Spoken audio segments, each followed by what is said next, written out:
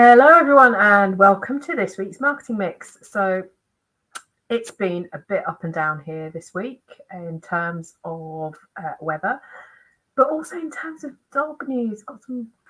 Had a really big panic at the weekend with Bailey's eye, and we ended up taking him to the emergency vet on Saturday morning, and he's got a scratch on his cornea on his right eye. So you can imagine that it's been a little bit stressful for us. And I've been trying to, it's also stressful trying to get eye drops into his eye. So that's my little piece of news. Now, today we are here to talk about getting your Christmas, your holiday campaigns, Christmas, if you choose to do it, Black Friday, Cyber Monday, but of course, Small Business Saturday. So there are all sorts of holiday campaigns that you could be running for your business this year. And in terms of the type of business you are, I'm going to say it doesn't really matter whether you are a business that sells to other businesses or whether you sell to people, consumers. I think that we can all make the most of the festive period this year. Now, if you're watching live, please tell me where you are and tell me whether it is pouring down with you, because we've just got through some ridiculous amount of rain and the sun has only just come out. So let me know what the weather is like with you and where you're watching from today. And if you've got any questions as we go through the presentation that I have for you, it's not very many slides, but if you've got any questions, pop them into the comments and I will answer them as we move along. So, Christmas, all of that is coming, and you want to really maximize this period as much as you can.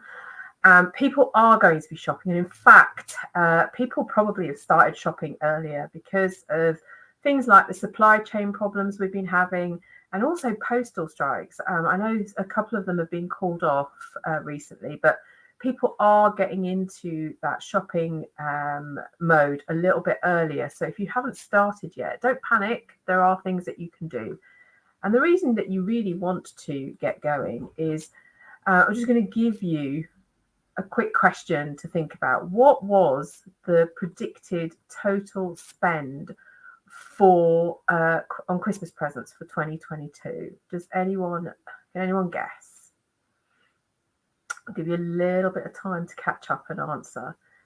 If you don't know, what was predicted was 12.4 billion, and that's just on presents. Now, what you want people to be doing is coming to your business and buying presents from you. And again, if you sell to other businesses, this is still an opportunity for you. Today, I sent out an email to my list, and we were talking in that email. I gave them a downloadable wish list, a business Christmas wish list, on which they could write the things that they wanted for their business as Christmas presents. So people do buy business owners presents for their business for Christmas. So just bear that in mind. Also, selling online is really critical for businesses. 2020 saw a huge leap in online sales. And in fact, in 2019, e-commerce increased by 30%. But by 2020, where we were all locked in our houses, 7.4 million new digital buyers came up. So this trend hasn't stopped. The sort of convenience of buying online and having things delivered to your home has only intensified. People are still doing that very much today. So think about how you can maximize that for your business. So let's talk about how you can create a plan. So now is the time to plan. If you haven't got anything done, now is the time to plan so that you can get more sales and referrals from existing customers and find new customers. So I'm just going to share with you a few ideas of what you can do in and amongst all this craziness of people talking about Christmas and buying things and making lists and trying to get on top of what they have to do. And you really want to stay top of mind when it comes to people's purses. So before we get going, I just want to talk to you about this study that Google did. It was 2018, and it talks about the different types of shoppers, the different types of holiday shoppers, and particularly the segments of people that you want to reach, and how this will help you to formulate your message for each segment. So let's look at these. So you've got your pre-Christmas people. So that's your early bird shoppers.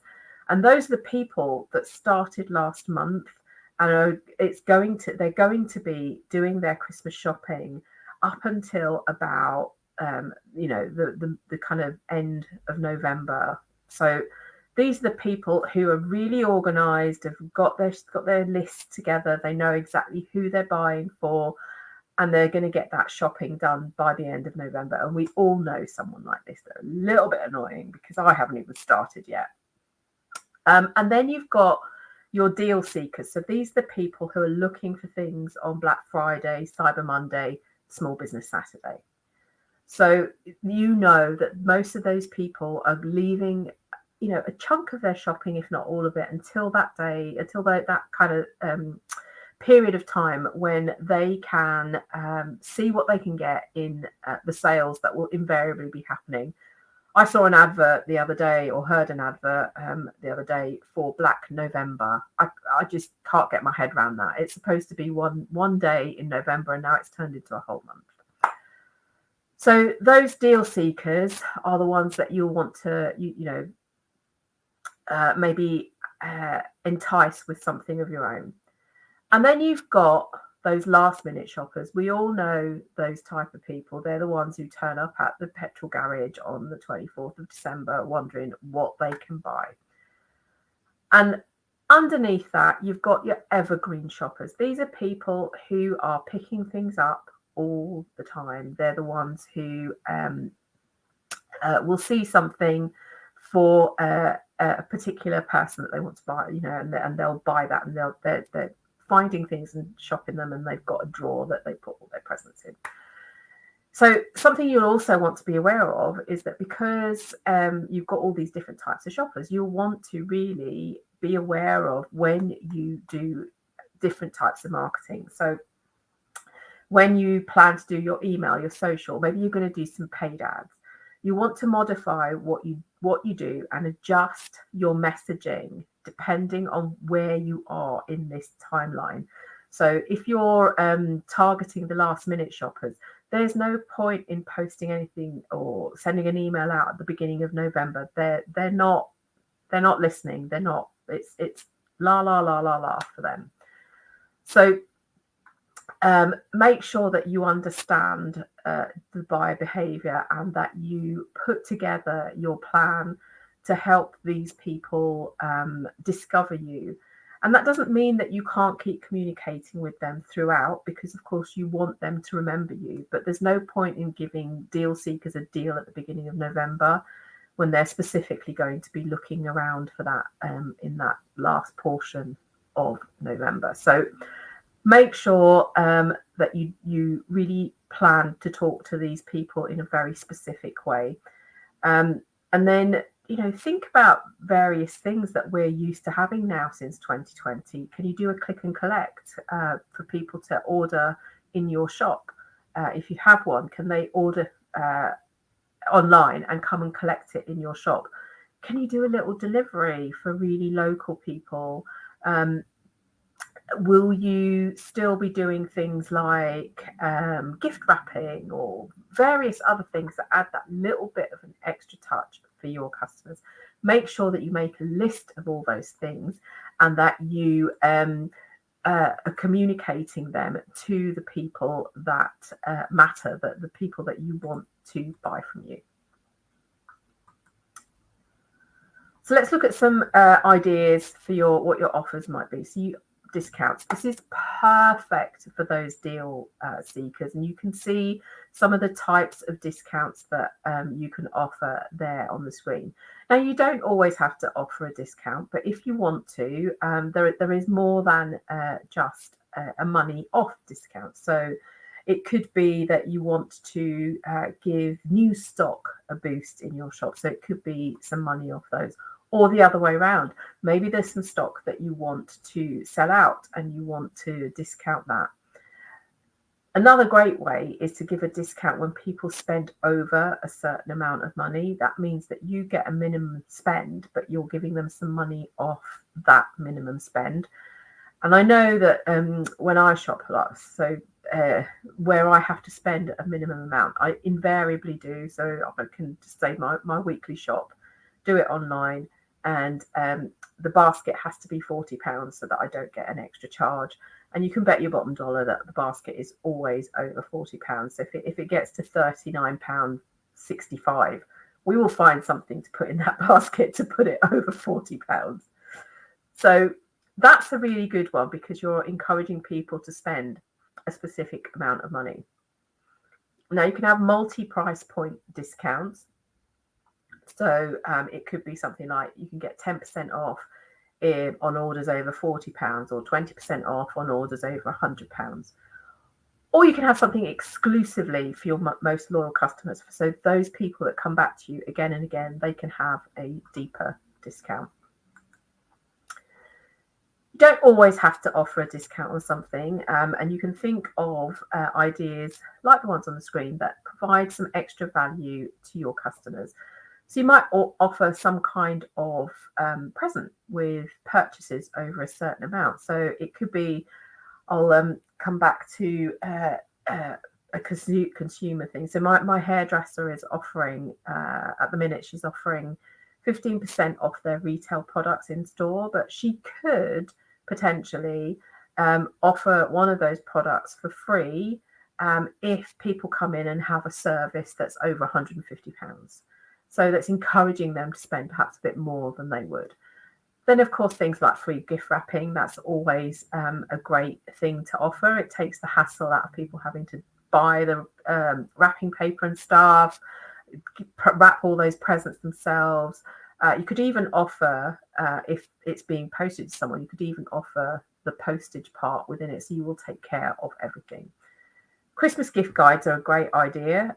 If you're a business that perhaps doesn't have any Christmas related things to sell, but you want to help your customers, you can create a gift guide. And of course, things like Christmas party ideas, that can be related to your business. So, if you're a HR professional, you could do Christmas party ideas plus the amount businesses can spend on entertaining their staff at a Christmas party. So that's a great way for someone who sells to other businesses to actually create something for free that really is connected with Christmas. Now, of course, if you're going to really use online for your Christmas sales, it's really essential that you have a website and you'll have the ability to sell online. So maybe you're looking to do a promotion to a select group of people, or you just don't want to do that promotion on your website. Well, you can set up a specific shoppable landing page. And the benefit of landing pages is that it really focuses people's minds. It helps them to just focus on that one thing that's on the landing page without the distraction of everything else that's on your website. So perhaps if you haven't got a full website and you don't sell a lot of things online, but you have got a couple of things that you want to sell, think about creating a shoppable landing page. The next thing to do is to make sure that your store and product descriptions are really up to scratch for the best results. You want to optimize them. Making sure that you understand your buyer is going to help you write those descriptions for the type of person that you think will buy that, so that it feels like you're talking to them directly. Focusing on benefits. So, I like to do both. It's like features and benefits. So what you could look at particular features of a product or a service and tell people what the benefits are. Doing things like including keywords helps you turn up in searches. So making sure that you end up in Google searches. And I'll tell you about a mentoring client of mine who I am working with at the moment. What she's doing is going through her website and optimizing all her images. We were talking about why the products on her website don't turn up in search. And one of the things that she was doing was uploading the images just with the sort of default image, like image 2345. So what she's doing is going through and changing the file names on those images so that they're the product name. And so when someone searches for that product, her images hopefully will turn up in search. Avoid doing things like catchy sales phrases. Don't do things like best, the cheapest, the most convenient. Focus on the things that about your products that give the best impression of your product or your service and your business. Telling a story is a really powerful way of helping people understand more about you and more about your business and how that product or service came about. And then using power words, they're persuasive, they're descriptive words that either trigger a positive or a negative response. It could be either, but don't sound over salesy. And lastly, make things scannable. People don't read a lot of text. They don't like it. They haven't got time. So make things scannable, use great headlines, use lots of white space, use bullet points, make it very easy to read. Now, if you are using email marketing to promote your business, you will want to make sure that everything talks together. So you've probably got a list of contacts and their email addresses, but is that all you know about them? So look inside your email marketing tool and look and see what integrations you have that can help you to make the process of understanding your customers, your subscribers, your contacts easier. So make sure that you go in and look at that. And I can't tell you how important it is to have those integrations, just because they make your life much easier. So things like CRMs and e-commerce platforms that integrate with your email marketing tool means that they automatically sync information backwards and forwards. So that saves you a huge amount of time. So let's talk about putting everything into action. So I've already said your marketing tool should work together. So once you've decided on your offer, you need to think about the channels that you'll use to promote it. Obviously, your website, this is going to serve as your Christmas, your holiday home base, and that's going to be where everything is for people to come and see.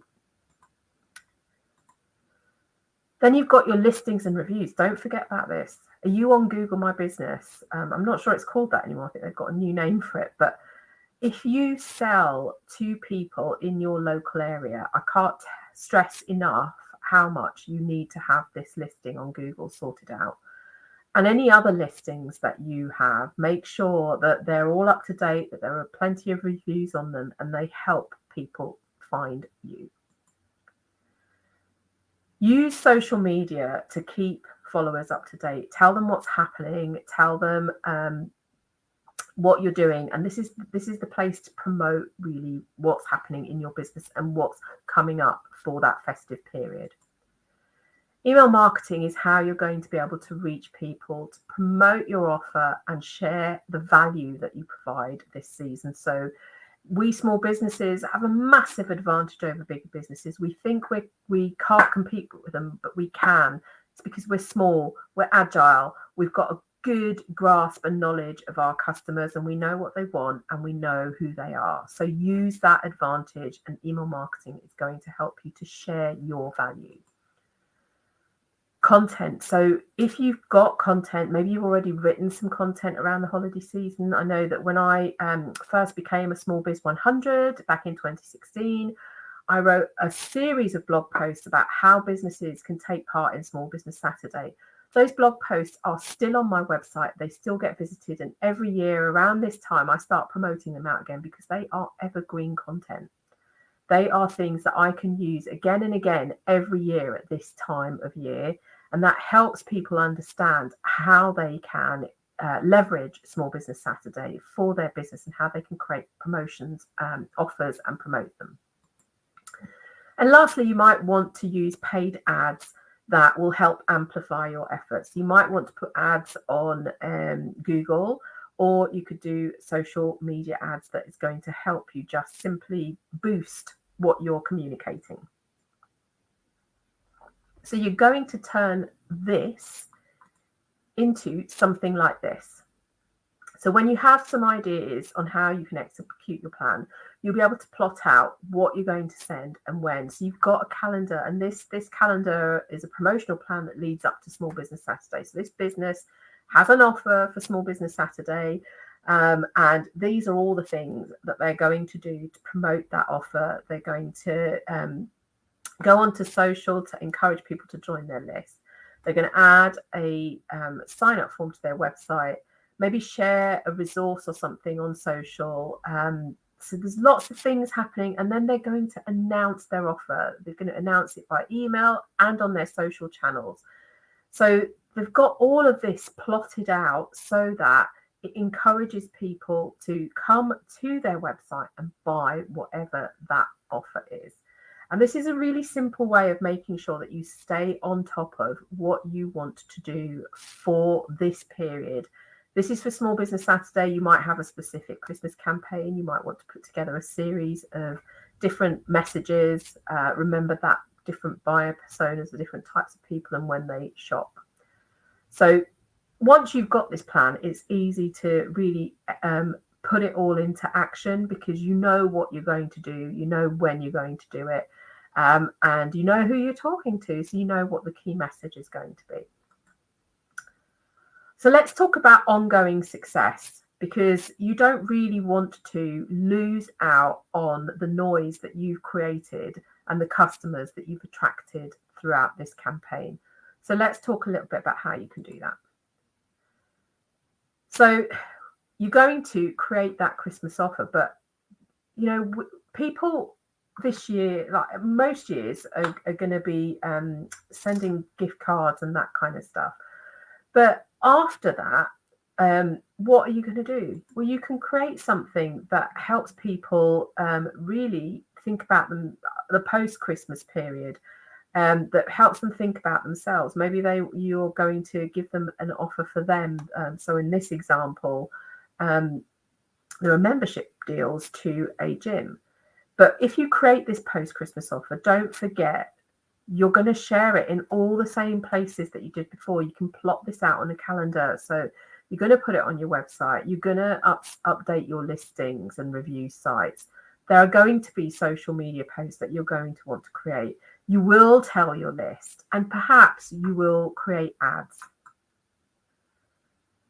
Once you've done all of this, you've done your offer, you want to understand how things worked, what happened, and why it worked or why it didn't. And you know, this really helps you to understand your activity versus your goal, right? So you will have set a goal at the beginning of this, and you need to really understand what you've done to that's worked to reach that goal. So with email, what were your results? Review your opens and your clicks. You know, which emails got the most opens, which ones got the most clicks. These are telling you very important things. What did people ignore? That's something that you maybe either want to tweak or not do again. If you've used ads, what were the results? Review the clicks, the impressions, the traffic. Maybe you were asking specifically for email signups. How many did you get? And then with social media, what were your what were your results with social media? Which posts worked the best? Which ones got the most interaction, engagement? Which ones perhaps were shared the most, that got in front of more people? The more you understand about this, the more you really realize what works for you, and then the smarter you can get with your marketing by using the things that you know will work. And then you can start planning to be consistent with your marketing in the new year. So you don't need to sell all the time, and you shouldn't. So you should look at ways that your marketing can provide value, and you follow that 80-20 rule. 80% educate, entertain, and useful info, and 20% sales. So now start planning using that information of what people really responded to. Start planning to get consistent marketing activity in the new year. And that means things like planning your social media and your emails around future holidays, events, and promotions. So remember, Christmas isn't it. We've got Easter coming up next year. We're going to have bank holidays. We've got a coronation coming up next year. There are so many things that you could leverage and hang a campaign off. And everything that I've told you today is something that you can use every time you want to create a campaign. It's not specific to Christmas. Okay, so let's recap. Take some time now and create that plan and write it down to stay on track. So create that calendar of communications that you want to put out. Make sure that you've got all the tools in place that you need. So, everything that you want in terms of online tools, make sure people can find you, find your offer, and do things like update your website and your listings and review sites so that they can help amplify your message. People are going to need to see your message a minimum of 5 times before they buy from you. So remember that and make sure it's consistent over all the channels that you use. And then take advantage of that post-festive spending. People will spend in the new year. They'll be spending on various things, and perhaps they've got presents and they're taking them back and they're getting money from them that they might want to spend on other things. So make sure that you capitalize on that by understanding what worked and what didn't, and planning that marketing for 2023 that will help you be consistent and create messages that will bring new people to you and existing customers back again and again. Now, you know me, I talk about email marketing a lot.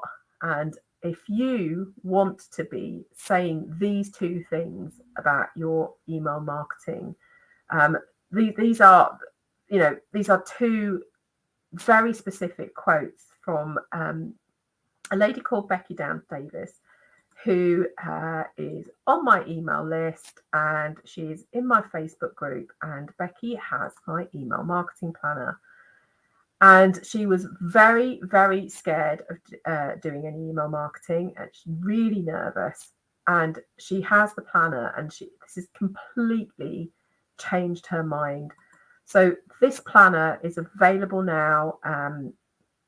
It's only £28, and including free postage in mainland UK. So if you want to make the most of email marketing this festive season and beyond, do please go ahead and scan that code and put your order in for my email marketing planner.